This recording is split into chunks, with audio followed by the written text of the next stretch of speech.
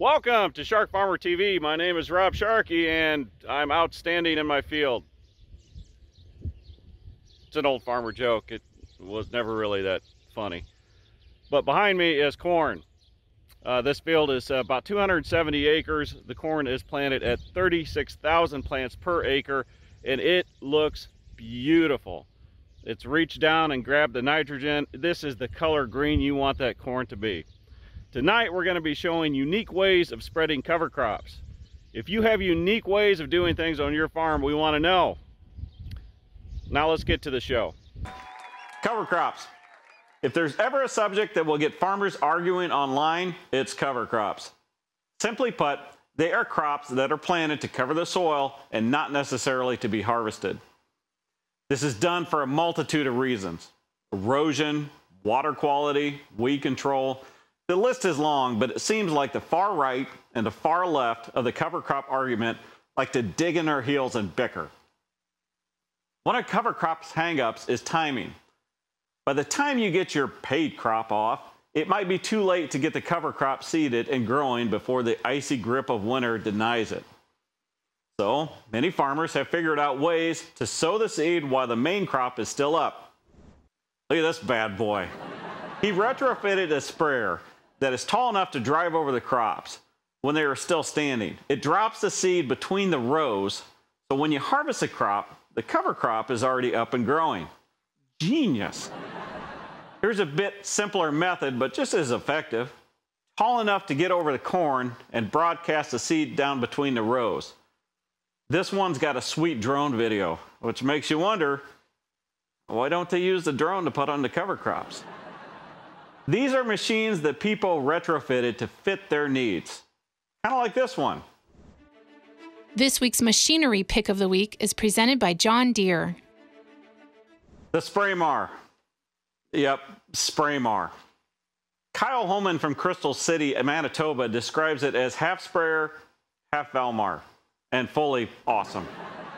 It's an old 90-foot sprayer that has been retrofitted to spread fertilizer and even sow canola when it won't dry out. 90 foot. That's Kyle's description.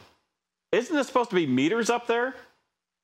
Every time I go to Canada, it's always feet, acres, miles, and pounds. Maybe someday they'll come back to the old imperial system. I think Canada is the only country left using metrics, if I remember. Now, we've shown you a lot of auger carts that have lost a wheel, but I think this is the first time I've seen one that has lost both wheels. John Henning said he heard a boom, and when he turned around to look, he heard another boom on the other side. Both wheels fall off. Luckily, he had a grain back right across the road. I know all this because I met John at a bar. Hey, that baler's on fire. You get it? Hay? Because it's a hay bale. It's a play on words. This inferno belongs to John Pettigo of Kentucky, who I met in a bar. He was driving down the road when he noticed the smoke. He pulled into his buddy's drive, but it looked like this when he got there. That'll probably buff right out. Okay, you got freight trains, you got passenger trains, you got soul trains, but what can be better than a grain train? Now, hooking two wagons together isn't unusual, but two auger carts? I don't know the story here, but it seems like the augers are gone. Doesn't really matter. It's pretty cool no matter where you look at it. Yep, that's a baseball field in the middle of a field. It's pretty cool. This is in north central Illinois, so it's not the one from Field of Dreams. If you build it, they will come. Remember that movie where Kevin Costner mowed down his corn to build a ball diamond so he could play catch with his dad, who was dead? If you build it, he will come. Maybe that's why Costner became such a mean person when he's running the Yellowstone Ranch now. I want to build a Frisbee golf course on my farm. Frisbee golf is the next pickleball. You mark my words. Want to see him plant potatoes?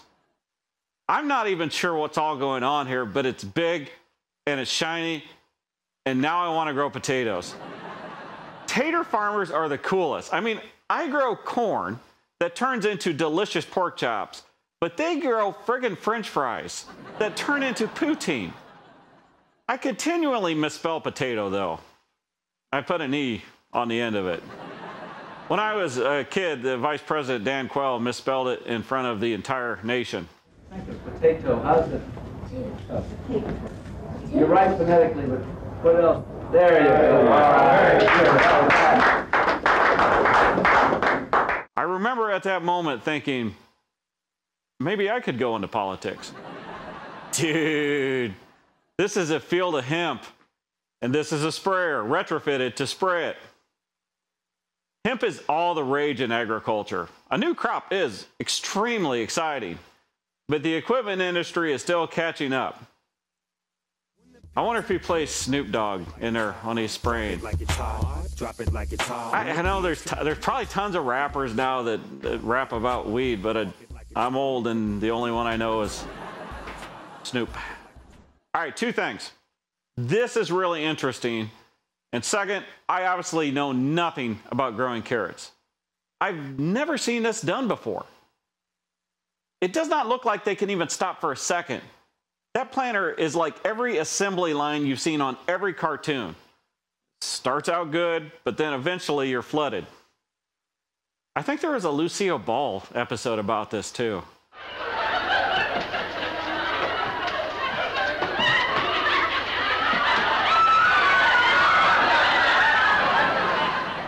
Lawrence Steinloggy wanted to pay tribute to his dad and his country. So when it came to replace the roof on his shed, he made it into this flag, America. And how patriotic is it to see the reflection in the tractor? Double America. Wonder how wheat harvest is going in the Palouse area of Washington. These guys are crazy. I've talked to a bunch of them, and they said when you're going downhill, you don't raise up your platform, or else the back wheels will come off the ground. This is the norm for them. Consequently, most of them were born with one leg 6 inches shorter than the other, so they could walk around the hills. I doubt they have all the stuff in the cabs that we have. I wouldn't guess they had a bunch of Yeti coolers and blue paper towels, because every time they get on these hills, it all go to one side. Because of the climate, they grow crazy good yields. Or maybe it's just because 1 acre is actually an acre and a half when you figure in the vertical. Anyway, they make it work. What could really happen? Well, you would be able to watch your platform a little more closely. They say snow is a poor man's fertilizer. That if you work it in the ground, some swear it adds nitrogen. I honestly don't know, but what I do know is this looks awesome. If you have an interesting or entertaining video or picture, and you think the world should see us, drop us a line, www.sharkfarmer.com. While you're there, check out What the Farm podcast, and the one that started it all, the SharkFarmer podcast. Catch me Monday through Friday in Rural Radio Sirius XM, channel 147 at 4 p.m. Eastern, 3 Central. And follow me on Twitter, Instagram, and Facebook.